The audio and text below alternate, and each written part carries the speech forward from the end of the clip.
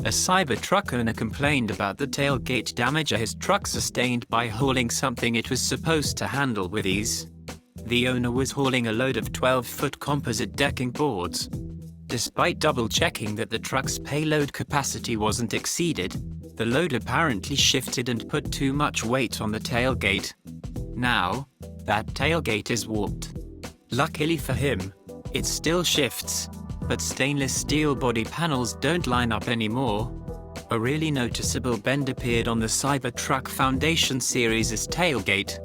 It's not a good look at all. As per owner, the boards were as far in bed as possible until the truck accelerated faster than should.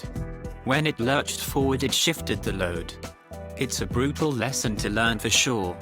Owner says he's going to live with the damage and try to get it adjusted if it's possible because the tailgate still closes. It just looks awful.